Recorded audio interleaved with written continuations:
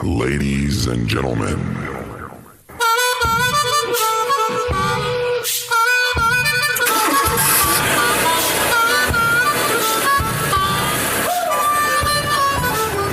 what's up? This is Mr. LG, and you are listening to The Drive Home with Matt Burton. Begins in 3, 2, 1, go. And welcome. You're listening to The Drive Home with Matt Burton. And today in the L-Town Radio and iHeart Radio studios, sponsored by Guitar Wishes, we have one of the contestants for the 2018 Lincoln County Apple Queen pageant. That's actually for the scholarship pageant, Miss Mary Field. Mary, thank you so much for joining us today. Thank you for having me here. So, Mary, you know, a lot of people have thrown their name into the hat to be the next coveted 2018 Lincoln County Apple Queen. Yes. First off, before we get into the famous question, why did you want to do this? Tell us a little bit about you. Give us a little background on you. Well, I'm Mary Field. I'm a 17-year-old. I attend North Lincoln High School. This upcoming school year, I'm going to be a rising senior. I'm a varsity cheerleader for both football and basketball. After high school, I plan to attend the University of North Carolina at Charlotte to study neonatal nurse practitioner. Very nice. The famous question that we always ask, why do you want to be crowned the 2018 Lincoln County Apple Queen? I really want to be crowned the Lincoln County Apple Queen because my platform for that is to be a role model and show the younger kids of Lincoln County that no matter who you are, where you came from, what your background is, or what you're doing in life, that you're able to achieve your goals and dreams, that you can strive to get what you want from life and be successful in your life as well as in your career. Talking about that, you talk about young people, about striving to be the very best. What do you think the biggest battle that young people face right now in today's world? The hardest battle that young people face today is definitely the pressure of society and society telling them that they're not able to do something because of who they are or where they came from. A lot of people face backlash for trying something out of the box or something they really want to do because they're not good at it or they don't think they belong in that area. Okay. But I really think the kids and even young adults and adults that still are trying to find their way should just strive through that and overpower them and show them you are not in control of me. I can do what I want, and if it makes me happy and I'm good at it, I can learn and do better and make great things out of it. Let me ask you this. What was your greatest obstacle in life, and how did you get around that to become the woman that you are? One of my biggest obstacles in life was actually when I was born. I was born with a hearing impairment in my left ear that left me deaf in that ear. We never noticed it till third grade when I took one of the school hearing tests, and my mom just kind of brushed it off because, you know, those tests aren't always 100%. Right. So we went to the audiologist eventually, and they actually figured out that you have 3 bones behind your ear. In case you weren't aware of that. When you have those 3 bones, they move, and that's what produces the sound waves that register in your mind for you to be able to hear.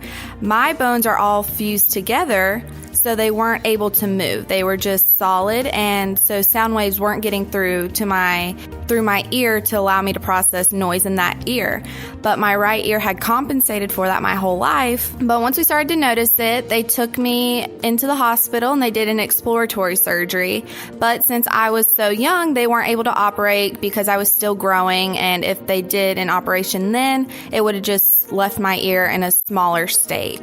When I was 15, I went in July to Chapel Hill, and they performed what is called a stapendectomy, and they used lasers and little tiny instruments to get in behind my eardrum, and they lasered out my stapes bone, which was in the middle, which is the most fused, and they put a metal prosthetic piece in. So now I have sound waves going through, and that was probably my biggest struggle because I would always need help with hearing.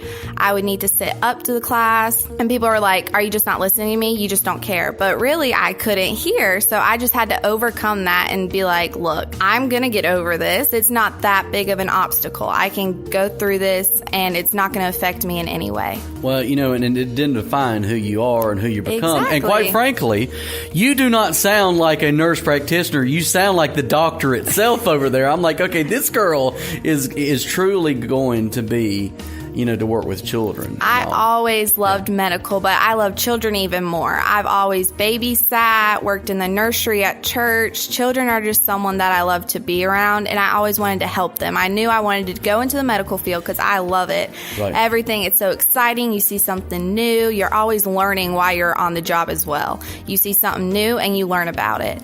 And I knew I always wanted to work with kids. It's something that I've always dreamt about because kids, no one can really be helped more than the kids. That's the rising generation. Right. That's what's going to make the next generation possible. And it's going to keep repeating in that cycle. So while you still need help with the elderly and the middle-aged and the teenagers, kids are something that I've always been drawn to work with in the medical field. Right. Do you think that the possibility of your condition being swept under the rug was that part of your driving force of becoming that neonative practitioner? I believe it is because when you have something as big as that, and I understand more people have way worse conditions or something that's more life-threatening, and they even power through all that. And when people kind of just sweep that under the rug and assume that, oh, you'll be fine. Oh, it was just something small. It really drove me to work with kids because they don't truly understand how bad something can be until it's brought to their attention and you fix it. And that's really something I want to work with kids because I can help them and allow them to be healthy and grow again. Who would you say that your role model, and like I did a couple of the other girls, that we've been doing these interviews, I am not letting you say family members because we don't want to offend any family members. So a non-family member, who would you say would be the person that you really look up to or has made an impact in your life? If it can't be a family member, I would definitely have to say Leanne Dexter is one of my all-time role models. She's been through a lot in her life, but she's never let it stop her.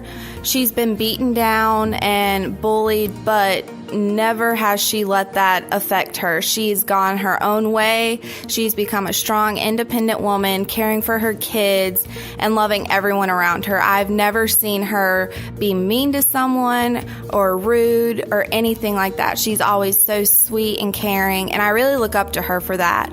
She proves to me that you don't have to be put down or have someone treat you that way. You can overcome that and be your own person and rise above everyone else. That's a pretty darn good role model. She is. Also, the other question I'm asking everybody, because the Apple Queen pageant, one of my favorite things about it is that they find successful women. And every Apple Queen that I have ever known or heard about remains successful. They do. And this is the 40th year. What would be your definition of success? My definition of success would be that you yourself believe you have overcome every obstacle and you have achieved what you wanted in your life. Success is different for everyone else. Everyone has their own version of their success. I don't think success can be labeled as one definition that applies to everyone. In your life, if you feel you have accomplished your dream, you have achieved what you wanted from life, you have your kids and family, or if you just want to do your own thing and be with yourself, then that is success. You have, as long as you're happy and you are content with what you have done in your life, that's success to me. There you go. Sounds like a winning formula to me. So, what is your platform? What are you wanting to strive to work for in your reign? My platform is definitely to inspire the younger kids of Lincoln County. As I said before, kids are rising up in our generation. They're going to be what's coming next and being a successful generation, a successful county, state, city, country, or even world. We're what's next in life. And I want to show the kids that you need to do what you think is right, what you believe in, and what you strive for is what you're going to be good at. And that's how you're going to become successful in your life and career.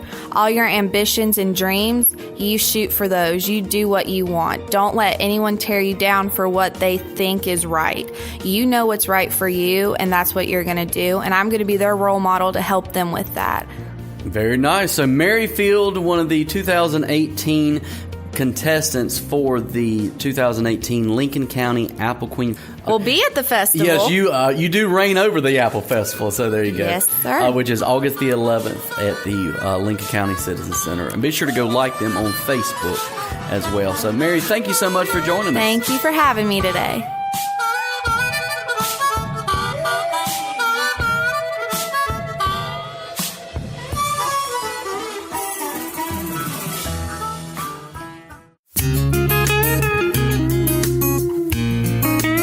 This is Tiffany Ashton. A lot of people ask me how I start my songs. It's easy. Ernie Ball Paradigm Strings. Easy to play, superior break resistance, unparalleled durability. Get yours today at GuitarWishes.com. Guitar Wishes, where dreams with strings come true. Tell them Tiffany sent you. That side street, that little cafe.